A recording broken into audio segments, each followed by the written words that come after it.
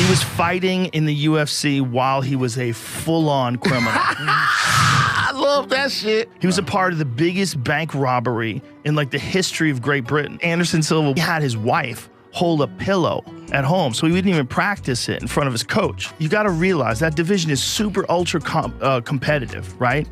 Unless John Jones is in the mix, then it's not competitive. Yeah. John Jones dominates everybody. And then in terms of entertainment value, though, I gotta put the Spider in there. Oh yeah, Anderson in his prime. Because he would win in ways where it looked like he would do like stuff you would see in a movie. Yeah.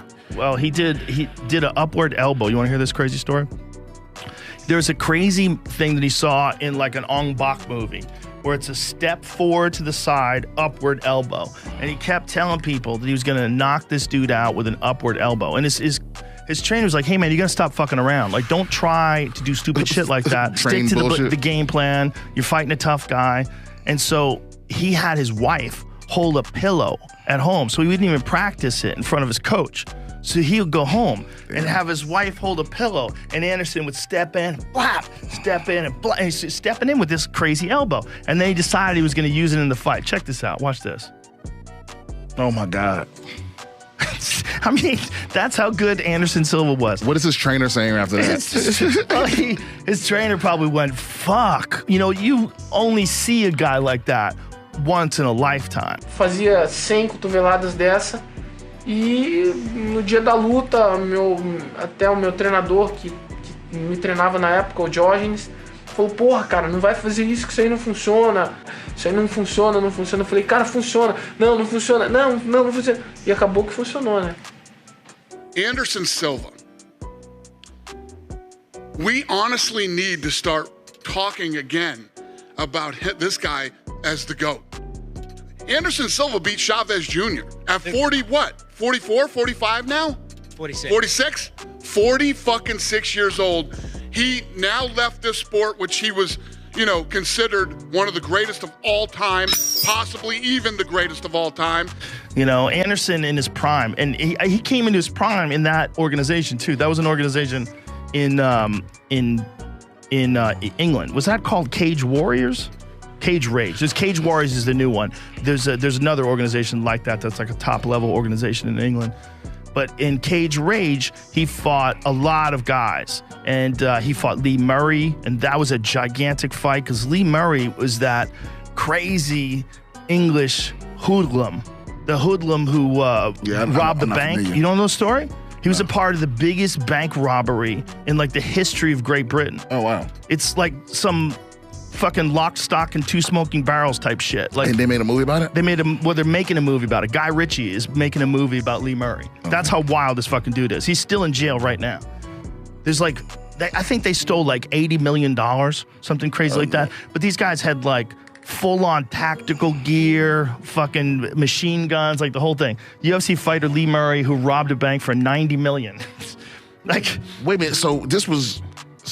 Wait a minute. So he robbed the bank and was fighting in the UFC. He was fighting in the UFC while he was a full-on criminal. I love that shit. I mean, a full-on criminal. That's real outlaw. Like, how can you be? See, that's the kind of shit you were talking about. Yes. With John Jones. Wildness. Like, where it's like, this isn't enough. This is not enough adrenaline. Been in the UFC. Well, go to the fight that he had with Anderson because everybody was scared of Lee Murray. Everybody was scared of Lee Murray. Anderson pieced him up, man. Anderson toyed with him. He played with his food. This is in the UFC? No, this is in Cage Rage as well.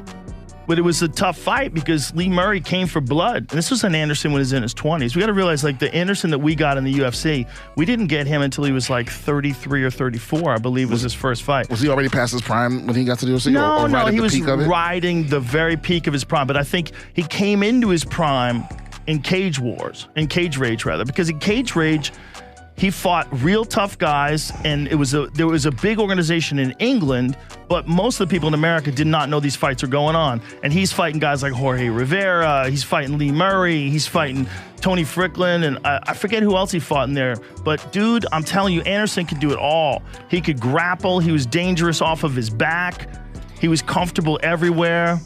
And Lee Murray was an animal. Go a little further in the fight, we see when Anderson starts destroying his legs. So somewhere towards the end of the fight, like the last round, Anderson's like just chewing on his legs. There it is. And he just did that over and over and over again, and Lee was in real trouble. Like, you get into a position like Lee's in right now where that left leg just doesn't work anymore. I'm sure you've gotten kicked in the leg. That shit is no joke. Oh, it's horrible. And to have a guy like Anderson kick you in the leg, shit.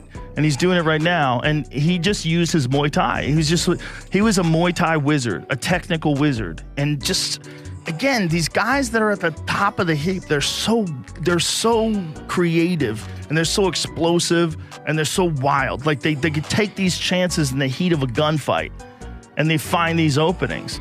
And Anderson used to find them in these spectacular highlight reel ways, like that front kick that he hit Vitor in the face with. Yeah, like, Jesus. Always his highlight reel might be like the most entertaining of anyone. Right? The knees to Rich Franklin, where he just broke his whole face. And the closest thing we saw to that was when John Jones started doing that kind of shit. Yes, in a different way. John was more. It was a lot of smashing people on the feet, but it was more the wrestling and the destruction once you get a hold of you, whether submissions or ground and pound. Yeah, he very violent. Like, you could just feel the intentions were like, I'll crush your skull. Yeah, that's how good John Jones is. Yeah, I love watching him fight. Bro, there's that division. You got to realize that division is super ultra competitive, right?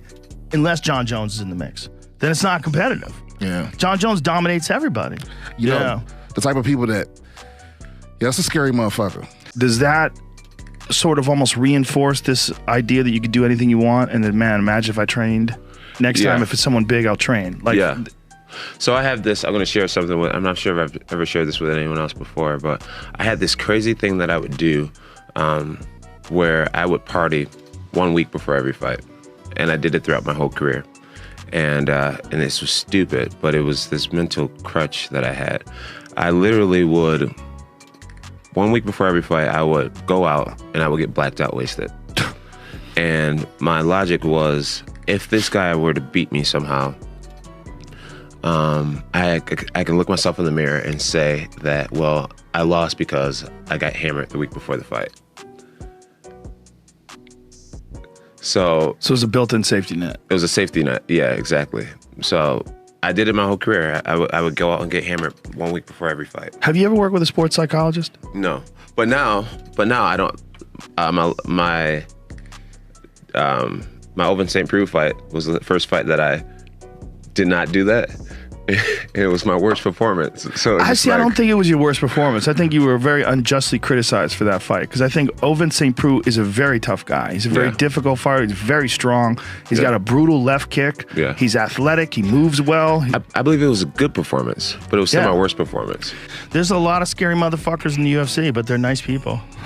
Most of them are really nice. Yeah, you know, like, those are the kind of people that you have to apologize to. Yeah, you have to. Yeah.